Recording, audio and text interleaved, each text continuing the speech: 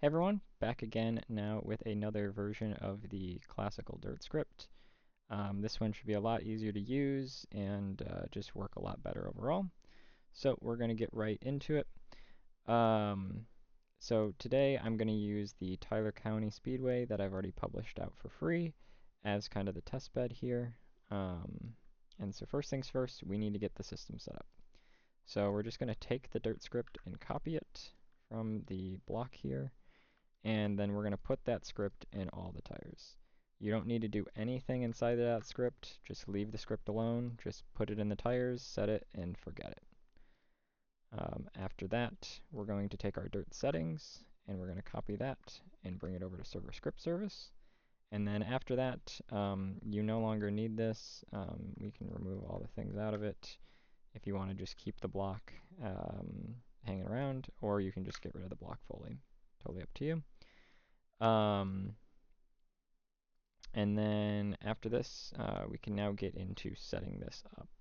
So we open up our Dirt settings in Server Script Service, and first things first is the activation folder. So the activation folder has these items here. Activation speed, which is how fast the car is going to activate the script. Hit material, which is the first time that you hit a block, what the material will become. The number of hits, which is how many times a block needs to be hit before it changes to like fully slicked out. I'm going to set it really low here to 5, just so that way you can see it when we do the example. Final material is after it's been hit as many times as it needs to be hit, becoming the next layer down kind of material, so to speak. Although in this case, the system only has the top layer and the bottom layer. And then lastly, our groove.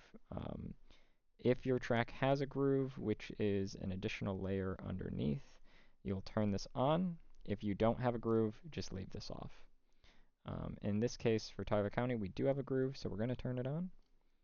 And then now we're going to get into our colors, which brings us over to the track. So the best way, in my opinion, to do the colors is just grab a block of your track, grab the color here, and then go back up to our colors.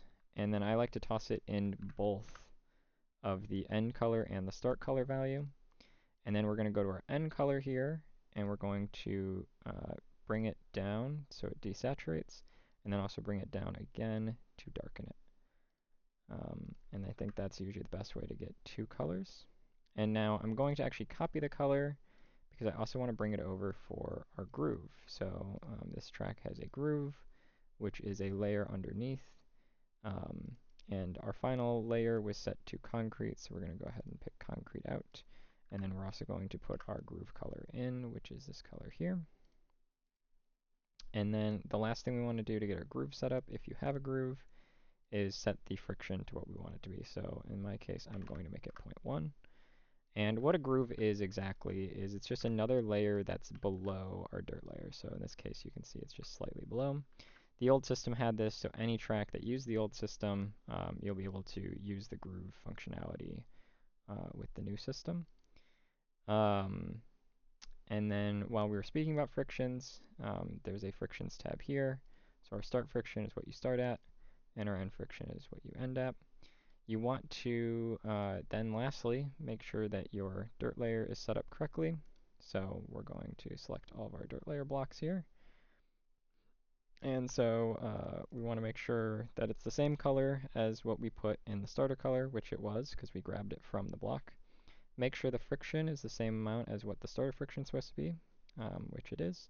And then the last thing that we want to do is make sure to name all the blocks dirt layer with a capital D, capital L, and no space. And as long as we do that, we are all set to go now. So we can take our car, put it down here on the racetrack, and jump in to test it out. And so you're going to see the color will change very quickly because, like I said, I set it to only 5 hits.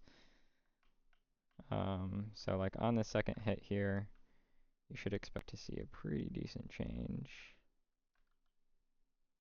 So there you go. And so the big new change to the script is that when we go and we look at the block, we will actually see that the friction now changes every single time that you make a hit.